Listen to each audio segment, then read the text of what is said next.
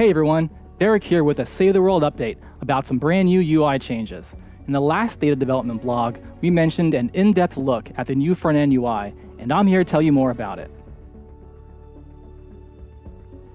We wanted to give the front end a bit more life and character. This is your home base after all. It needed to feel more integrated and alive like the rest of the game.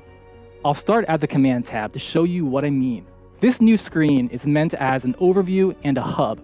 Here you can see your power and account level progress, and it features a glimpse inside your command center, where your current hero is prominently holding down the fort.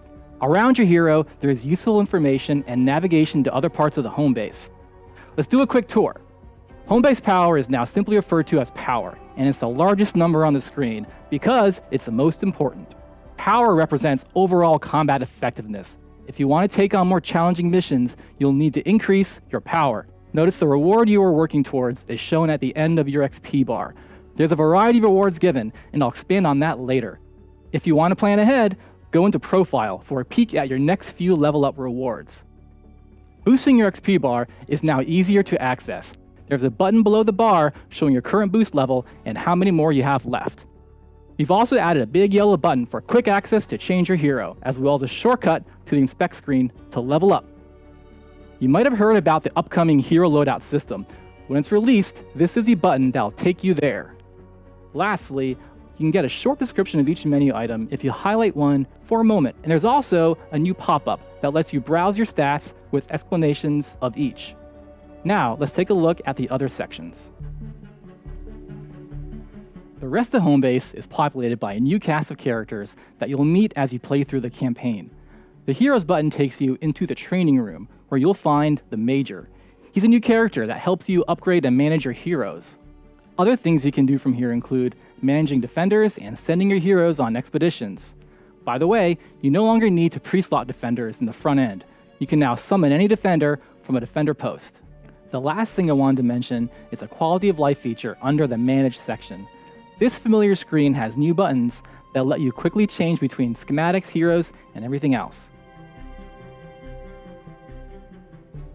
Let's take a look at how we use survivors. You'll find the director hanging out here, keeping you appraised of your top survivors on the board behind him. When you go into squads, you'll find a new autofill feature. Turn this on if you want help managing them. The game will do its best to automatically fill your squads with your most powerful survivors. You can also turn it off and take control if you want to maximize them yourself. By the way, don't forget to check out the new help page for tips on how to match squad members. The Upgrades room is another new home base addition, and it's where you'll find Kevin. This is where you spend upgrade points earned by leveling up during missions. There's 2 tabs worth of choices here. The first is all about your gadgets, and the other, Tools, is where you can increase the size of your backpack, improve your trusty pickaxe, and other similar things. If you want to plan ahead, you should try out the Preview button. This handy feature lets you flip through each level of your gadget and tool expansions. Next, let's take a look at Lars's research room. Research points generate like they used to, and are automatically collected when you enter the room. From here, you can spend your research points to boost the fort stats of your choice. The research lab will get more efficient over time and generate points faster and storing more. Plus, you'll get an extra bonus when you fill a fort meter. Say hello to Clip. She runs the armory. She's your weaponsmith and keeps a representation of your most powerful schematics on display. The armory remains the place where you can access your schematics, backpack, storage, and resources. From here, you can also get to the collection book and transform. Players who are just starting out will find that their home base will grow over time. Some of the people and places won't be there from the get-go. Don't worry, you'll unlock them as you progress in the main campaign. Also noteworthy, previous front-end tutorials have been replaced with a new system that explains features as they become available. Existing players have probably noticed pretty big changes in this overview. We've removed the old skill and research trees. Both were slow to navigate, could be difficult to understand, and had some choices that weren't always meaningful. With these changes, we've moved the more impactful gameplay choices directly into the upgrades room. The basic feature unlocks, such as survivor slots and evolution, are now quest rewards in the campaign storyline. Additionally, we've removed some restrictions, such as the requirement of leadership nodes in order to play a particular class. This should help smooth out the flow of the game. With the skill tree removed, we filled in the account level up rewards with fort stats, upgrade points, and more.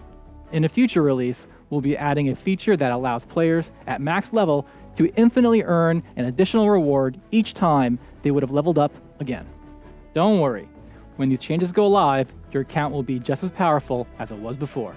Our goal is that you will automatically be given any rewards you would have been granted for leveling up, and any features you previously unlocked should remain available.